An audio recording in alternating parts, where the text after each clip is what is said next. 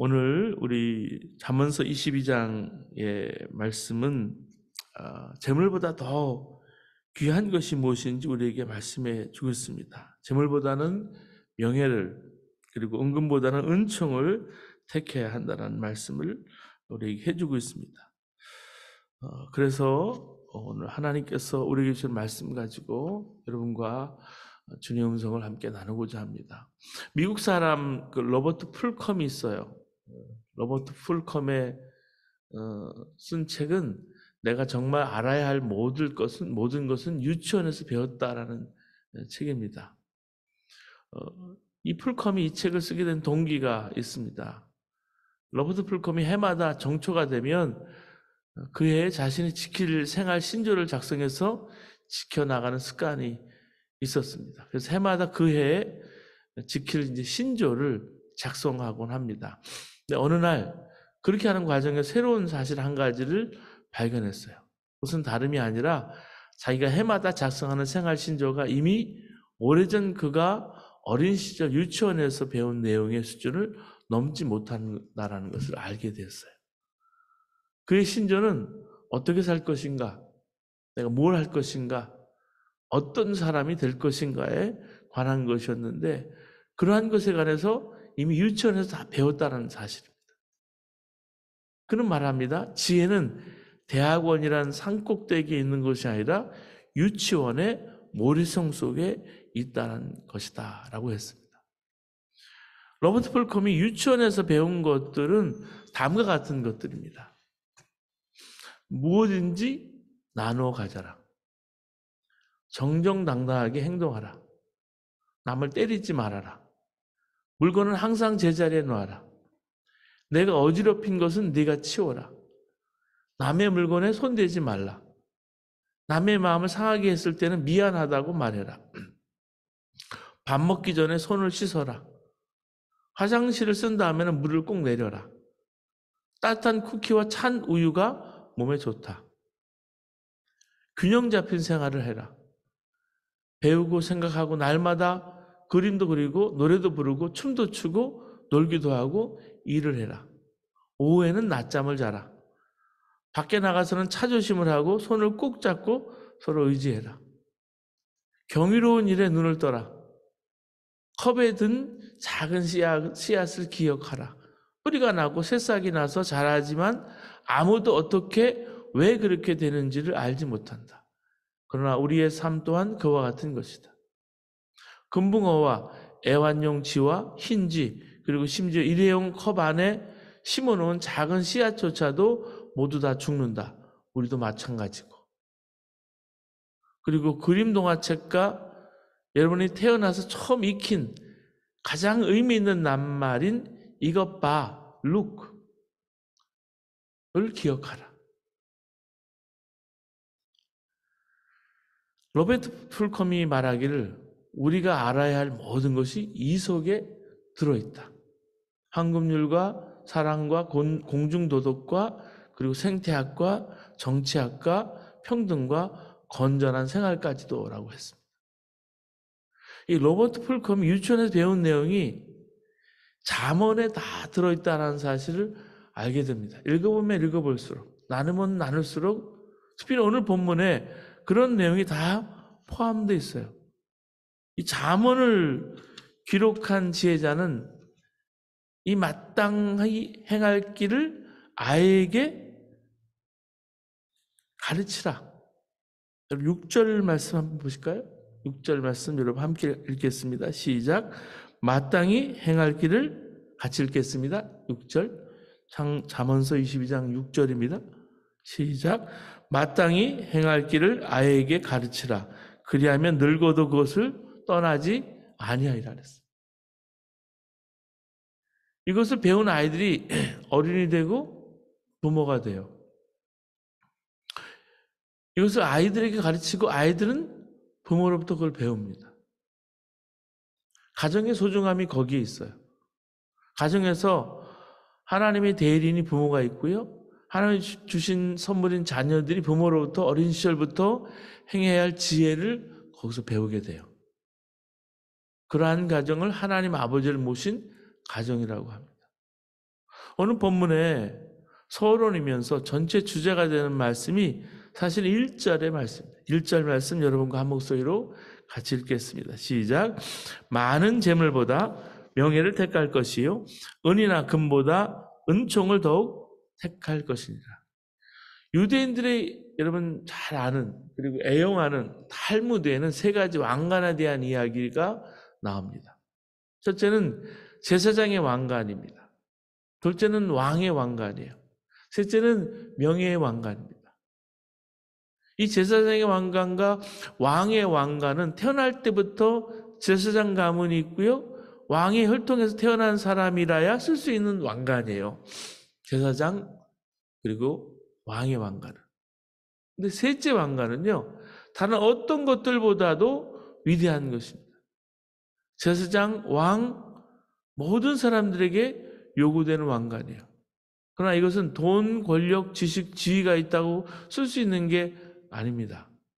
이것은 어린 시절부터 마땅히 배워야 할 것을 배우고 그것을 읽을 때까지 실천하는 사람에게 허락되는 왕관이에요. 이 세상에는요. 종교인이 있고요. 왕, 대통령, 사업가, 교육자, 정치인, 학자들 참 많습니다. 그렇지만 명예의 왕관을 쓴 사람은 그렇게 많지 않아요. 그래서 이것이 은이나 금보다 더 귀한 거예요. 이것은 그 사람이 살아있을 때보다 죽은 후에 쓰여지는 왕관이기도 합니다. 여러분 두 번째는요. 가난한 자와 부한 자가 함께 살려니와 그 모두를 지으신 이는 여호와시니라 라고 말씀해주고 있어요. 2절 말씀에 보면. 이 말씀은 로버트 풀컴이 표현한 대로 무엇이든지 나눠 가져라입니다.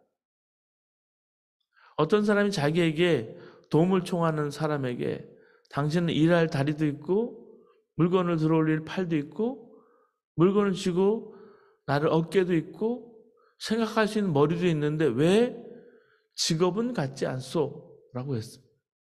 하나님께 그 사람에게 너는 이 도움을 요청하는 가난한 사람에게 필요한 것을 주지도 않을 뿐 아니라 내가 그에게 준 것에 대해 불평만 하느냐라고 했습니다. 여러분 셋째 말씀입니다. 우리 3절 말씀 함께 읽겠습니다. 시작.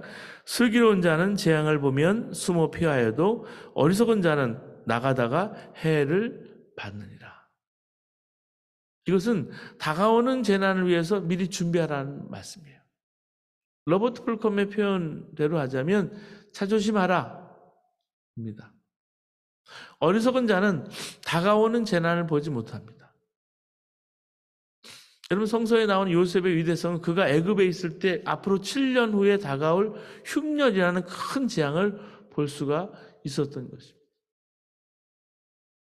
그의 그러한 지혜 때문에 그런 애굽의 총리 대신이 되었고요. 많은 사람들을 재앙에서 구원할 수가 있었어요. 소돔과 고모라의 비극은 그들에게 다가오는 재앙을 보지 못한 거예요. 그들은 어리석었습니다. 여러분 네 번째 말씀 우리 4절 말씀 함께 보겠습니다. 시작. 겸손과 여호와를 경외함의 보상은 재물과 영광과 생명이니라. 로버트 풀컴은 남의 마음을 상하게 했을 때는 미안하다고 말하라 라고 표현했어요. 다섯 번째 우리 5절 말씀 함께 보시겠습니다. 시작. 패역한 자의 길에는 가시와 올무가 있거니와 영혼을 지키는 자는 이를 멀리하느니라. 이건 어린 시절부터 정정당당하게 행하는 것을 배우라 합니다. 그렇지 않으면 스스로 굽은 길을 만들어 가기 때문에 파멸하게 돼요. 가시와 올무는 그가 정정당당하게 살지 않고 그가 만들어가는 그릇된 생활 방식과 습관입니다. 여섯 번째 말씀입니다. 여섯 번째 함께 읽겠습니다. 시작. 마땅히 행할 길을 아이에게 가르치라. 그리하면 늙어도 그것을 떠나지 아니하리라. 어떤 교도소에 사형 집행날을 기다리는 젊은이가 있었습니다. 한국도 1990년, 97년 이후에 사형이 이루어지지 않았어요. 그러니까 많은 사람들이 사형 집행을 받고서도 사형이 집행되지 않으니까 두려워하는 마음이 없어지고 또 교도관들 때리고 여러 가지 사건 사고를 일으켜요. 근데 사형이 집행되는 날이 언제 어느 날 임할 줄 모르면요, 그 사람은요 살아가는 게 달라요. 왜냐하면 자기가 센텐스가 정해져 있기 때문에. 이 사람도 드디어 집행일이 다가왔습니다. 형장에 끌려 나온 젊은이에게 형 집행관이 마지막 소원을 물었어요. 젊은이는 어머니를 데려다 달라고 했습니다. 얼마 후에 어머니가 왔습니다. 아들은 어머니의 입을 맞추면서 그의 이빨로 어머니의 혀를 잘랐습니다. 어머니의 입에서는 피가 흘렸습니다.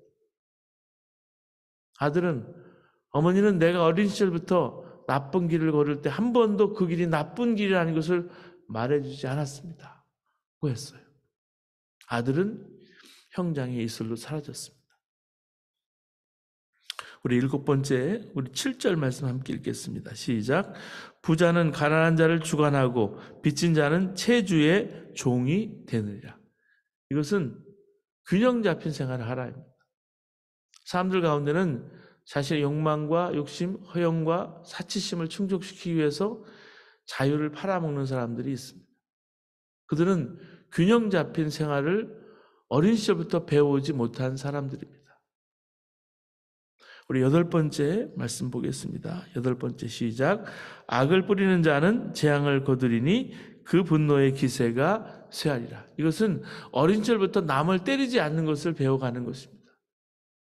어린 시절부터 분노를 참지 못하고 다른 사람에게 손상을 입히는 사람은 커서 그 사람이 권력을 하든지 부자가 되든지 결혼을 하든지 학식이 있든지 그것으로 다른 사람을 손상시키게 됩니다. 우리 9번째, 우리 9절 말씀 한 목소리로 함께 읽겠습니다. 시작. 선한 눈을 가진 자는 복을 받으리니 이는 양식을 가난한 자에게 주민이라. 이것은 경이로운 일에 눈을 떠라 합니다. 재물과 충동과 욕망에 노예가 되어 있는 사람은 경이로운 것을 보지 못해요. 어린 시절부터 경이로운 것을 볼 줄 아는 안목을 키우는 것이 중요합니다. 우리 10번째, 우리 10절 말씀입니다. 함께 하겠습니다. 거만한 자를 쫓아내면 다툼이 쉬고 싸움과 수욕이 그치느니라. 이것은 내가 어지럽게 한 것은 내가 깨끗이 치워라입니다. 본문에서 거만한 자는 사회의 모든 평화 질서를 교란시키는 사람을 의미합니다. 어느 사회에서나 사람들이 물건을 발견했던 자리에 늘 그대로 두고요, 자기가 어지럽힌 것을 스스로 치우는 것을 어린 시절부터 배워간다면 그 사회는 매우 밝은 사회가 될 것입니다. 제가 지난번에 한국에 갔을 때 한국에서 지갑을 버스에다 두고 내렸어요. 호텔에서 체크인을 하려고 그러는데 제 신분증하고 신용카드도 없고 아무것도 없는 거예요. 당황한 나머지 버스 회사에 연결해서 어떻게 전화를 했어요. 그랬더니 결국은 버스 터미널로 제 지갑을 가져다 주더라고요. 이번에 한국 갔을 때 제가 지하철을 통과하는데 후배들과 만나서 이제 약속이 있어서 지하철을 통과해 가는데 지하철 그 앞에 카드가 하나 있는 거예요. 교통카드인가 하고 봤더니 신용카드가 교통카드와 같이 쓰는 카드예요. 그 카드를 가지고 안내소에 가서 신고하려고 했더니 어떤 젊은 자매 하나가 한 5분 후에 와서 카드를 찾는 거예요. 그래서 그 카드를 줬더니요, 너무너무 얼굴이 밝아지는 거예요. 어두웠던 얼굴이. 여러분 11번째 말씀 한번 같이 보시겠습니다. 11절 말씀입니다. 함께 해보겠습니다. 시작. 마음의 정결을 사모하는 자의 입술에는 덕이 있으므로 임금이 그의 친구가 되느니라. 마음의 간사함이나 이중성이 없는 사람에게는 좋은 친구가 있습니다. 이런 성품은 어린 시절부터 따뜻한 쿠키와 찬 우유를 마시고 나서 담요를 덮고 포근하게 낮잠을 자는 습관을 길러온 사람에게 해당되는 말입니다. 언제나 마음의 안정과 평안을 유지해 갈 줄 아는 정서적으로 안정된 사람입니다. 12번째 12절 말씀 함께 하겠습니다. 시작. 여호와의 눈은 지식 있는 사람을 지키시나 사악한 사람의 말은 패하게 하시나니. 이것은 모든 사람에 대해서 무지하지 않는 것입니다. 로버트 풀컴은 이것에 해당되는 내용을 이것 봐, look at this. 이걸 기억하라 했습니다. look. 인간이 태어나서 처음 익힌 가장 의미 있는 말, 이것 봐는 사물을 볼 줄 아는 안목을 의미합니다. 사랑하는 여러분과 여러분의 자녀들 모두가 세상을 볼 줄 아는 하나님 눈으로 사물을 볼 줄 아는 안목이 있는 귀한 가정과 자녀들 되길 주님으로 바랍니다. 오늘 말씀 우리 22장 오늘 금요일 말씀이고요. 오늘 22장 29절의 말씀 보시면 우리 29절에 이런 말씀이 있습니다. 이러한 사람은 왕 앞에 설 것이요 천한 자 앞에 서지 아니하리라라는 말씀이었어요. 왕 앞에 선다. 이렇게 말한 모든 사람은 왕 앞에 선다.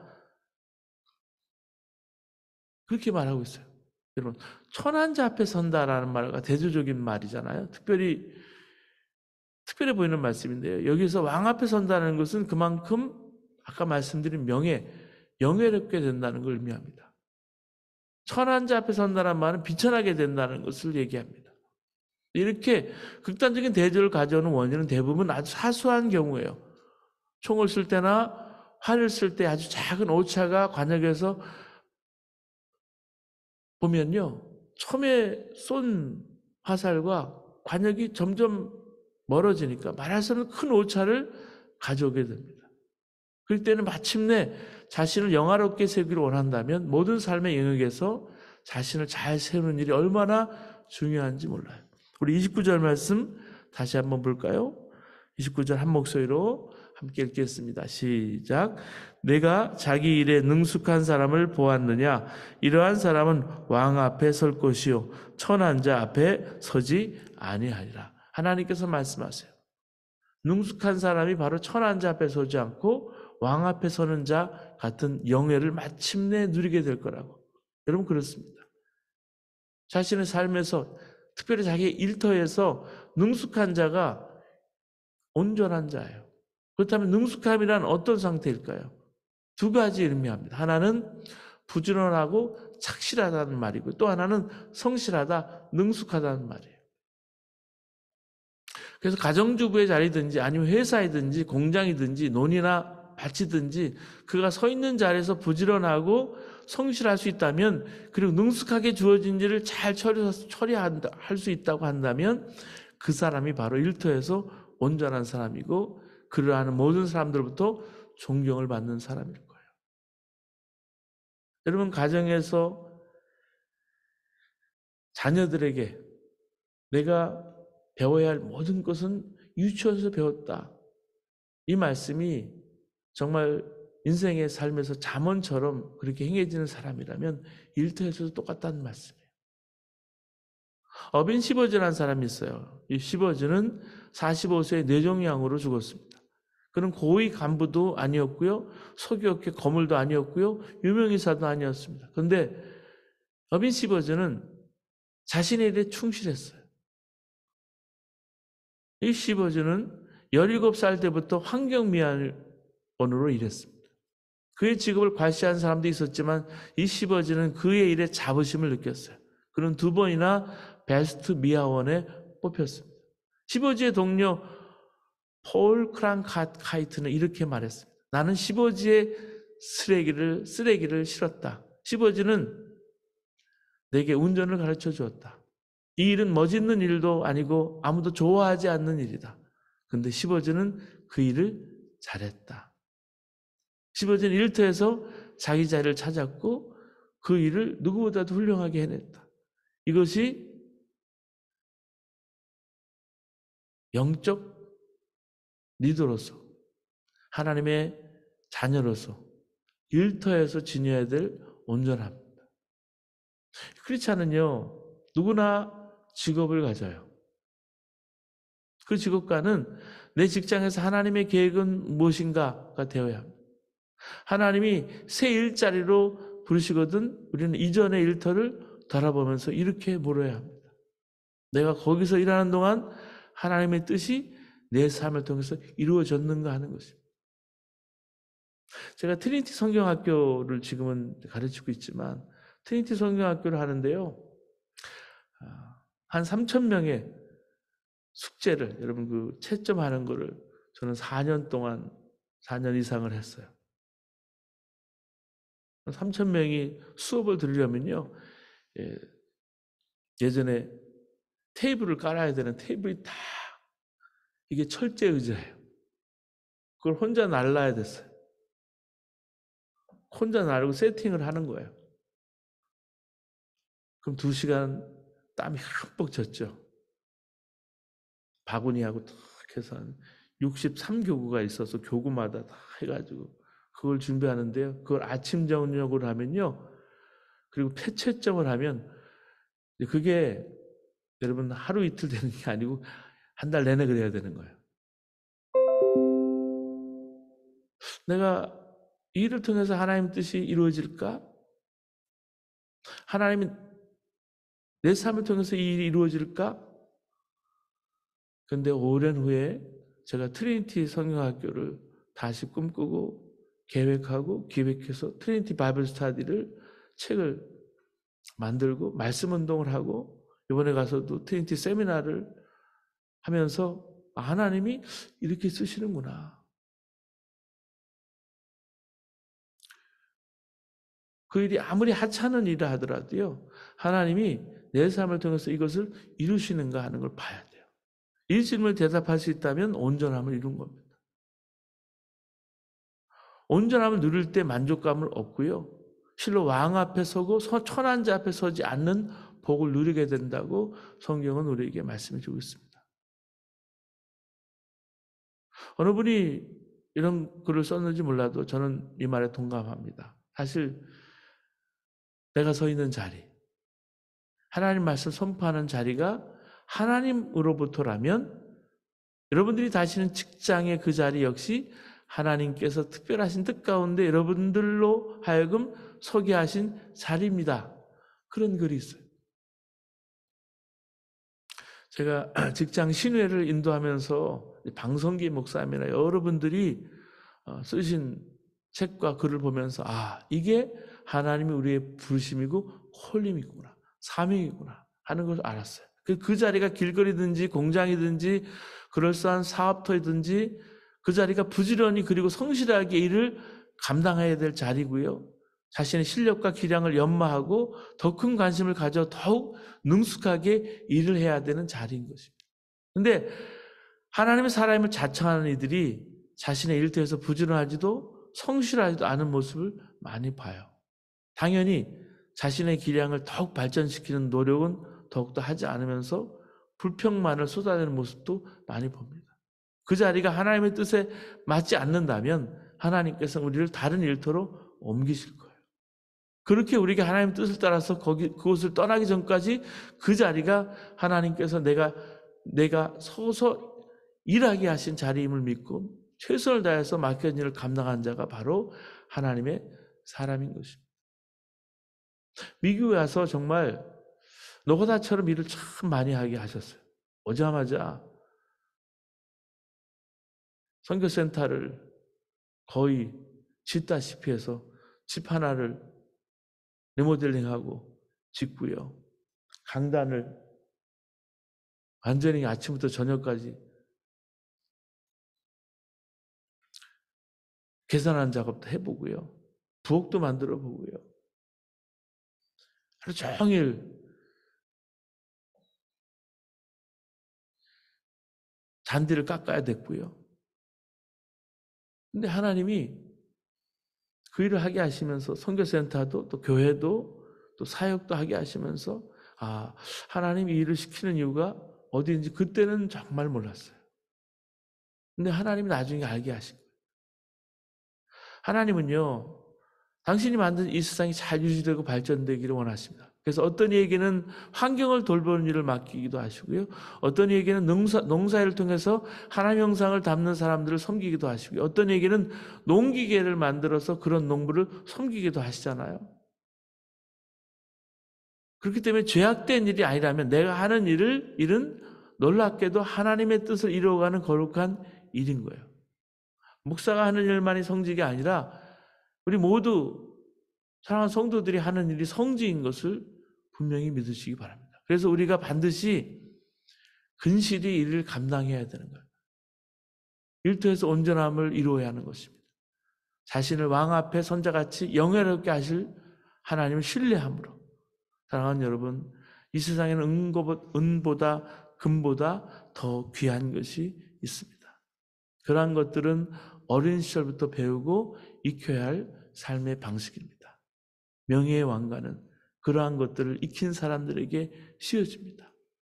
그 왕관은 돈으로 살 수 있는 것이 아닙니다.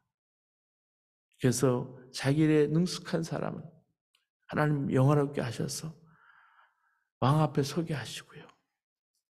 하나님을 쓰신다는 말씀이에요.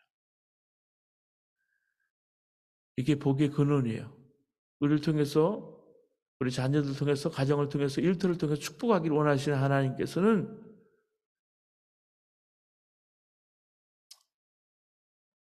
악에는 어린아이가 되라, 지혜에 장성한 사람이 되라고 말씀하시는 겁니다. 꼭 지혜로운 사람이 되어서 자신과 동료들과 직장 모두에게 복이 되게 하는 여러분의 자녀와 여러분 삶 되시기를 주님으로 축원합니다.